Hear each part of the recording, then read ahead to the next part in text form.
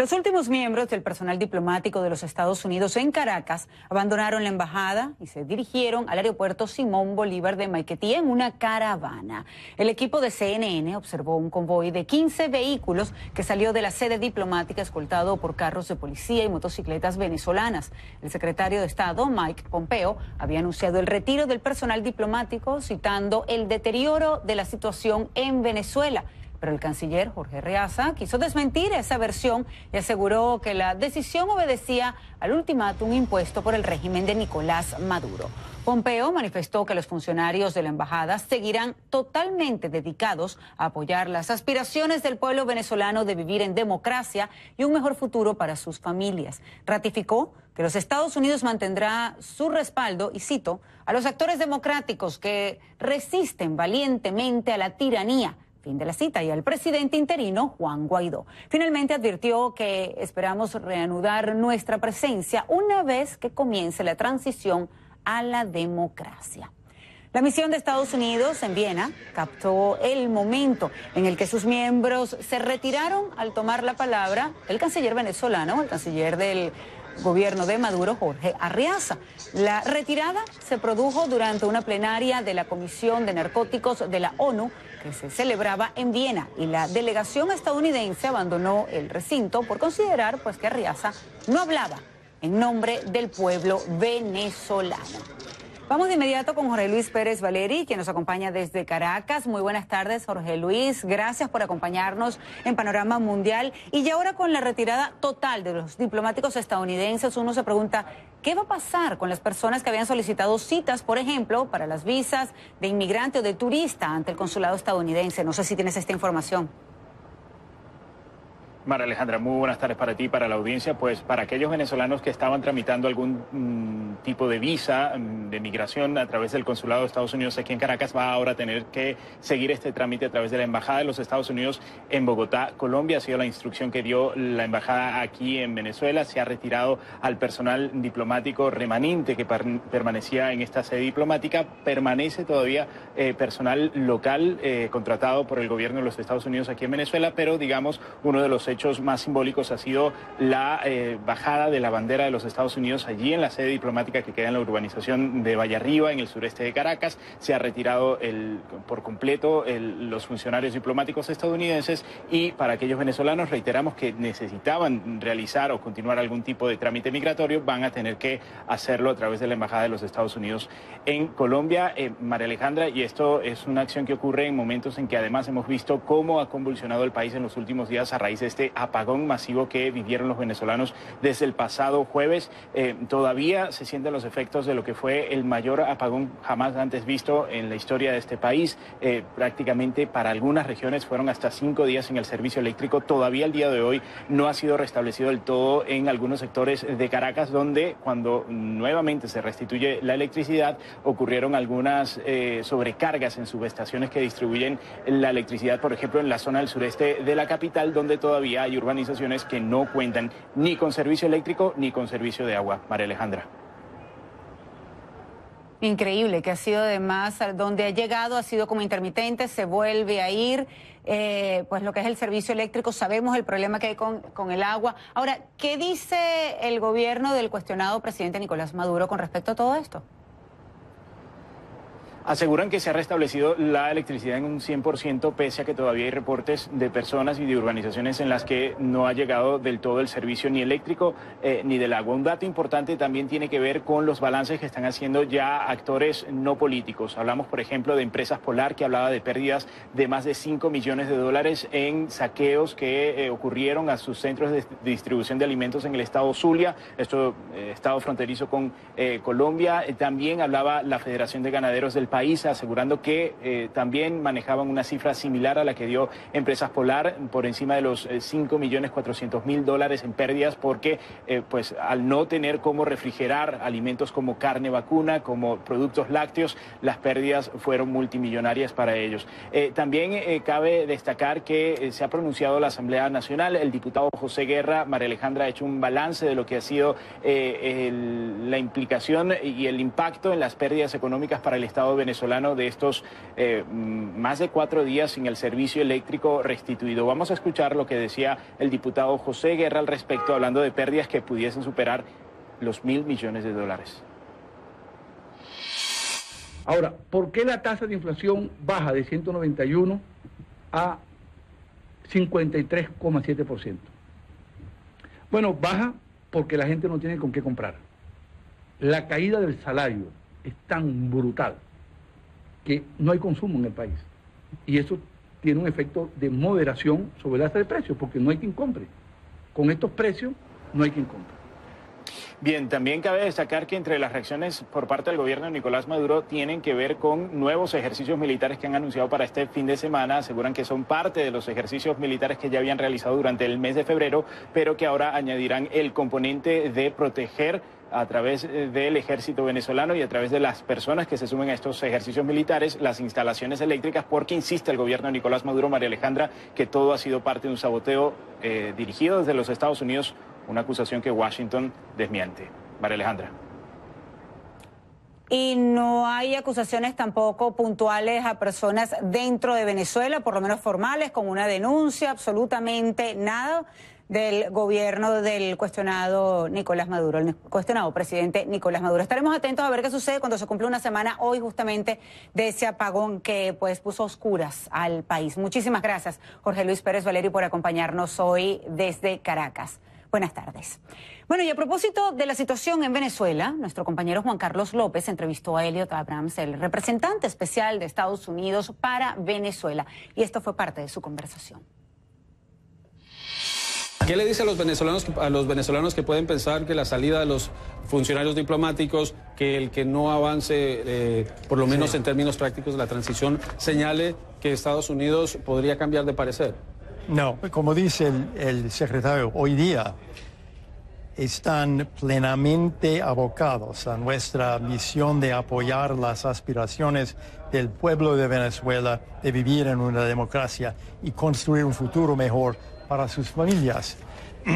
Es decir, que nuestra política no ha cambiado. Estamos absolutamente en la misma posición hacia el presidente interino Juan Guaidó, hacia el pueblo venezolano. Vamos a seguir adelante con nuestra política, con las presiones contra el régimen, con nuestro apoyo a todos los venezolanos que están luchando para una democracia. Y la entrevista completa la va a poder ver más adelante, esta misma tarde en directo USA con Juan Carlos López a las 5 de la tarde en punto, hora de Miami. No se la pierda.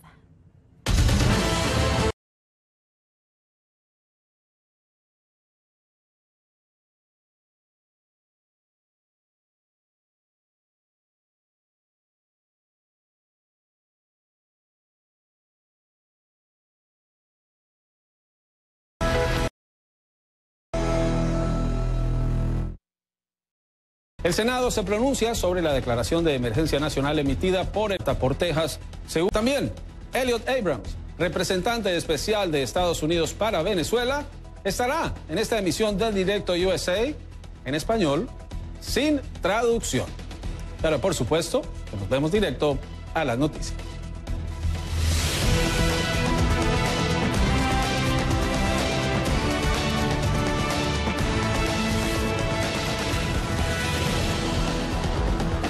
Lo confirmó el Departamento de Estado. Salieron los diplomáticos estadounidenses que permanecían en Venezuela.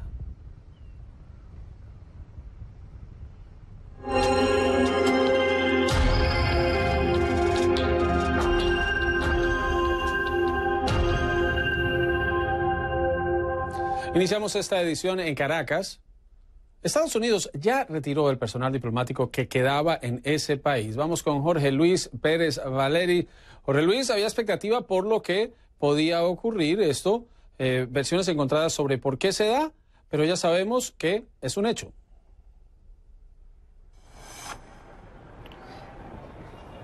Sí, Juan Carlos, efectivamente tengo algunos problemas de comunicación para escucharte, pero pues me planteas la idea de lo que ha ocurrido con los funcionarios diplomáticos de la Embajada de los Estados Unidos aquí en Caracas, que ya se han retirado del todo del territorio venezolano, partieron desde la sede de la Embajada, esto en el sureste de la capital, estuvieron escoltados por parte de los cuerpos de seguridad del gobierno de Nicolás Maduro, del Estado venezolano. Unos 15 vehículos integraron esta caravana que los llevó hasta el Aeropuerto Internacional Simón Bolívar de Maiquetía para entonces partir del país. Quizás uno de los hechos más simbólicos tiene que ver con ese momento en el que se bajó la bandera de los Estados Unidos que estaba izada allí en la sede del cuerpo diplomático estadounidense aquí en la ciudad capital.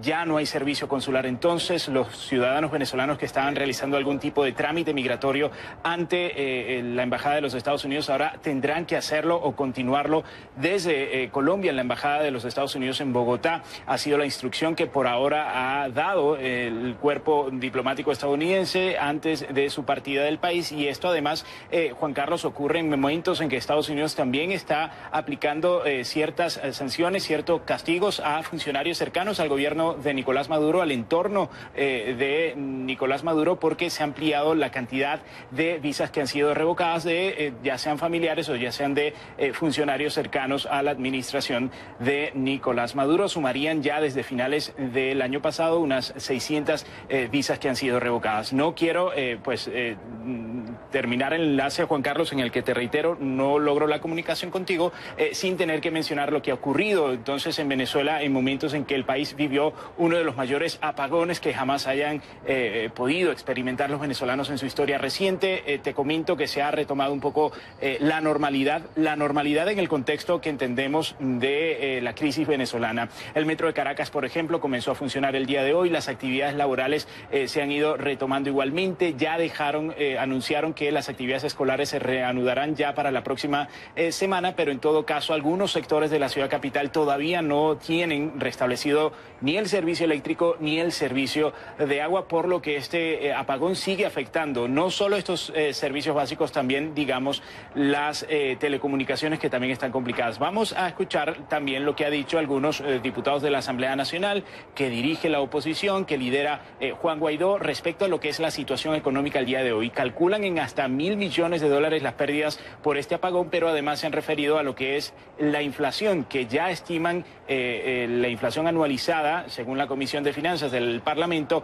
en 2.295.000% en el último año. Vamos a escuchar al diputado José Guerra. Ahora, ¿por qué la tasa de inflación baja de 191 a 53,7%? Bueno, baja porque la gente no tiene con qué comprar. La caída del salario es tan brutal que no hay consumo en el país. Y eso tiene un efecto de moderación sobre el alza de precios, porque no hay quien compre. Con estos precios no hay quien compre. Juan Carlos, y entre tanto también destacan las pérdidas económicas que algunas organizaciones como la Federación Nacional de Ganaderos estiman por encima de los 5 millones en estos más de 4 o 5 días que duró el apagón, dependiendo de la zona del país en la que haya llegado la electricidad. Se perdió no solo dinero, Juan Carlos, se perdió también alimentos en momentos en que el país vivió una situación crítica para la mayoría de los venezolanos en cuanto al acceso a la comida. Muchas gracias, Jorge Luis Pérez Valeri, reportando desde Caracas. ¿Cuál es la situación ya a varios días del apagón que no ha sido superado en su totalidad? Veamos el informe de Osmari Hernández. Visitamos el hogar de William Bubat. Él reside en Terrazas del Club Hípico, donde desde el jueves a las 4:50 de la tarde no cuentan con servicio eléctrico y tampoco con agua. Bueno, gracias a Dios que tenemos gas, cocina de gas, y bueno, hemos podido cocinar las 2 comidas o 3 comidas que tengamos, pero lo que ha escaseado más que todo es la comida, porque es la comida refrigerada, lo que son las proteínas, ya que tengo un hijo que es especial y necesita tener una buena alimentación. ¿Sufrieron pérdidas de alimentos? Yo compro para 15 días y perdí como 3-4 días de comida, lamentablemente. No tenemos nada de luz, si ves, bueno, no tenemos nada en el congelador. y las poquitas cosas que tenemos así que se pueden medio guardar y dejarla abierta para que no agarre ninguna mal olor la nevera. Pero también les ha fallado el agua. Totalmente, he tenido que ir a buscar agua en casa de amigos, se ve aquí, todo es lleno de pimpinas con agua para poder lavar la vajilla, bajar los watercloak y de no. Ahí solamente no tenemos información tampoco, tenemos telefonía, se cayó también la CanTV, tampoco no tenemos telefonía celular. ¿Usted no ha podido trabajar? No, yo tengo un negocio de lo que hacen los ramos de frutas y tengo el negocio totalmente cerrado porque tampoco ha llegado la mercancía del interior del país. Todas las frutas sí perdí casi como 50 piñas, melones, patillas y bueno, tuvo que botar toda esa mercancía. Vamos a conversar ahora con Gabriel, el hijo de William, para que nos cuente cómo ha vivido estas horas acá sin electricidad y sin agua. No, acostarme en mi cuarto, como se dice coloquialmente, a mirar para el techo porque no hay más nada que hacer. ¿Qué es lo más difícil que te ha tocado vivir estos días en estas horas de oscuridad y de sequía? Pasar esta situación que no es nada fácil sin poderme bañar, sin poderme asear. De momento la familia Bubat solo cuenta con velas y unos tobos de agua para sobrellevar la situación que, según la información que le ofrecieron las brigadas que se encuentran actualmente trabajando en la subestación de la Ciudadela, donde se produjo el estallido de un transformador el pasado domingo, esta situación podría prolongarse aún por unos 4 o 5 días adicionales. Para CNN, Osmaria Hernández, Caracas. Y nos vamos para el Departamento de Estado. Allí se encuentra Elliot Abrams, el representante especial de Estados Unidos para Venezuela. Muchas gracias por acompañarnos, representante Abrams. Primero, ya el secretario de Estado confirmó que salieron los funcionarios diplomáticos de Estados Unidos que quedaban en Caracas. ¿Qué significa esto y qué pasa a partir de ahora con los ciudadanos de Estados Unidos que están en ese país?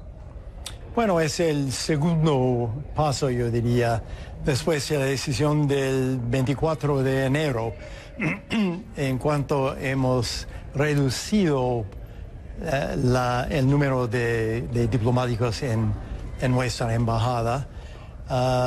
Ahora el resto está en los Estados Unidos, casi en los Estados Unidos, pero no significa un cambio de política. Y el secretario dijo hoy, confiamos en que pronto podremos restablecer nuestra presencia en el país una vez que se inicie la transición a la democracia. Es un momento, pero nuestra posición, nuestra política hacia Venezuela y la transición a la democracia no ha cambiado.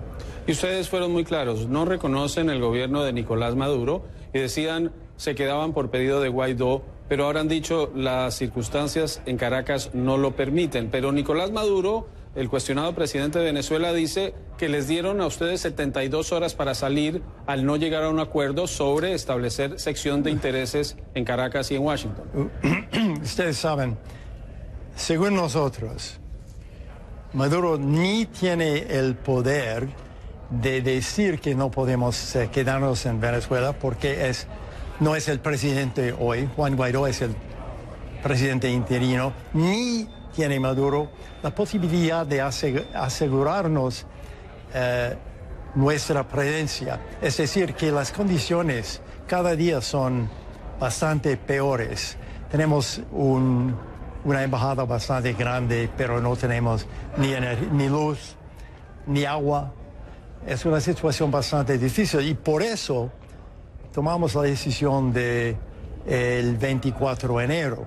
Pero las condiciones desde enero 24 ya han cambiado, han empeorado. ¿Qué pasa con los ciudadanos de Estados Unidos que estén ahora en Sí. Venezuela? Ustedes han hecho una advertencia de no viajar, pero ¿qué pasa con quien esté allí y enfrente una emergencia? En cada caso, como en Venezuela hoy, tenemos un otro país que nos representa. Por ejemplo, tenemos 12 presos, ciudadanos norteamericanos encarcelados en Venezuela. ¿Quién va a ocuparse de ellos? ¿Quién va a visitarles y todo eso? Este otro país y estamos casi listos para identificar el país que va a ayudarnos. ¿Qué pasa, hablando sobre Venezuela en Estados Unidos, qué pasa con la situación de Samuel Moncada, quien Nicolás Maduro tenía como embajador ante la ONU, con María Gabriela Chávez, quien tenía representación en la ONU? ¿Cambia su visado, cambia la posibilidad de que permanezcan en Estados Unidos? Depende de las credenciales que tienen a la ONU o a la OEA. Es decir, que tenemos acuerdos con organizaciones internacionales que están en los Estados Unidos. Cuando ellos tienen las credenciales, ellos pueden, es decir, representantes de Maduro, ellos tienen el derecho de quedarse en los Estados Unidos. Si las credenciales se mueven a presidente Guaidó, eso puede cambiar. Pero ha cambiado en este momento algo sobre Moncada, sobre Chávez en Nueva York. ¿Se dice que les redujeron el nivel de visado? No, tenemos una obligación hacia no hacia ellos, sino hacia la ONU y la OEA. Representante, usted ha sido muy claro en el tema de que la prioridad para Estados Unidos es la solución pacífica del conflicto. Ha dicho, no se renuncia a las opciones, todas las opciones están sobre la mesa, a pesar de una pega, de una llamada que le hicieron desde Rusia, haciéndose pasar por el presidente suizo. Pero hay quienes dicen en Venezuela que Juan Guaidó debería activar el artículo 187 de la Constitución para pedir una ayuda humanitaria internacional. ¿Eso llevaría a Estados Unidos a contemplar, por ejemplo, el uso de la fuerza en ese país, si invocan el artículo 187? Bueno, como dice el presidente, tenemos todas las opciones. Las opciones todas están sobre la mesa. Pero la política de hoy, nuestro sendero, es un sendero hoy pacífico, un sendero diplomático, económico, financiero, humanitario. Dijo hoy el secretario Pompeo en un mensaje que publicó que le envió un mensaje a los venezolanos. Usted lo puede reiterar aquí en español, para los que no sabían, lo están viendo, el representante especial Abrams habla muy bien el español. ¿Qué le dice a los venezolanos que pueden pensar que la salida de los funcionarios diplomáticos, que el que no avance, por lo menos en términos prácticos de la transición, señale que Estados Unidos podría cambiar de parecer? No, como dice el secretario, hoy día están plenamente abocados a nuestra misión de apoyar las aspiraciones del pueblo de Venezuela de vivir en una democracia y construir un futuro mejor para sus familias. Es decir, que nuestra política no ha cambiado. Estamos absolutamente en la misma posición hacia el presidente interino Juan Guaidó, hacia el pueblo venezolano. Vamos a seguir adelante con nuestra política, con las presiones contra el régimen, con nuestro apoyo a todos los venezolanos que están luchando para una democracia. Y representante, el presidente cuestionado, el presidente Maduro, lo acusa a Estados Unidos de estar detrás del apagón eléctrico, de estar detrás de una serie de incidentes en depósitos de combustible. ¿Está Estados Unidos detrás de esto? ¿Es estrategia de Estados Unidos o puede ser estrategia de otros aliados en la región o de países que no quieren que la situación cambie? No, un día dice que es el presidente, un día dice que es Marco Rubio en el régimen. No. Yo quiero echar la culpa al régimen que ha destruido la economía venezolana durante los últimos años. Y ellos no tienen el derecho de echar la culpa ni a otros países, ni al presidente de los Estados Unidos, ni a senadores, ni a venezolanos. Ellos han destruido la economía que hace unos años era la primera de América Latina. Muchas gracias. Elliot Abrams, representante especial para Venezuela. Si lo entiendo bien, paciencia, porque esto parece va para largo. Sí, señor. Muchas gracias. Elliot Abrams, representante especial para Venezuela de Estados Unidos, acompañándonos desde el Departamento de Estado.